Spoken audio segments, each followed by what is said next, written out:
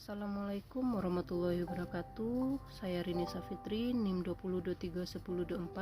Saya akan mempresentasikan tugas ke-9 seminar akuntansi yang berjudul Identifying Uncertainties Toward Sustainable Project, atau mengidentifikasi ketidakpastian terhadap proyek yang berkelanjutan.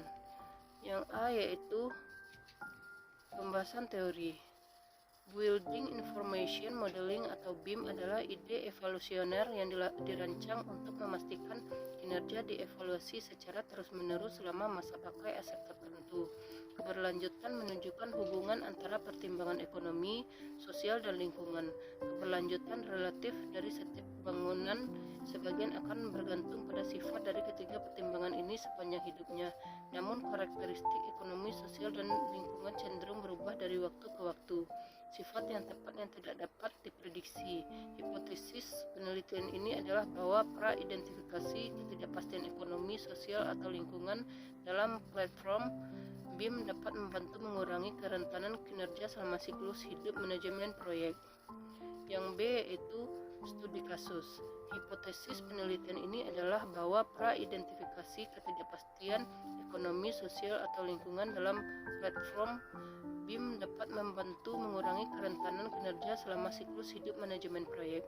Studi ini menggunakan data sekunder untuk menetapkan data sosial, ekonomi, dan lingkungan mana yang harus ditambang menggunakan teknik dan teknologi canggih untuk mengidentifikasi ketidakpastian utama yang dapat membantu pemangku kepentingan proyek membuat keputusan awal yang efisien. Dengan kata lain, pemangku kepentingan proyek dapat mengidentifikasi ketidakpastian tersebut terlebih dahulu untuk menghindari hasil yang rentan selama siklus hidup manajemen proyek. C yaitu objek penelitian.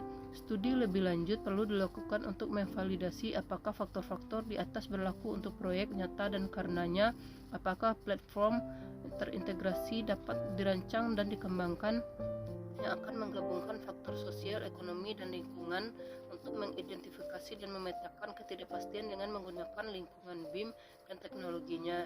Ini akan menjadi tahap awal mengubah cara berpikir dalam desain proyek dengan melibatkan pengguna akhir untuk menjadi bagian dari desain ruang hidup dan kerja mereka. D yaitu pembahasan teori. Informasi proyek mengacu pada semesta model, gambar, email, markup, kiriman, pengiriman, risalah rapat, gambar, kontrak, spesifikasi, perintah perubahan, dan dokumentasi lain yang dibuat selama merancang, membangun, dan mengoperasikan fasilitas besar termasuk kendala, survei dikenakan pembatasan. Untuk mengukur kinerja bangunan, data perlu dikumpulkan untuk mensimulasikan bagaimana kinerja produk akhir. Proses ini akan menunjukkan bagaimana bangunan akan tampil dalam kondisi tertentu di mana karakteristik ekonomi, sosial, dan lingkungan cenderung berubah dari waktu ke waktu.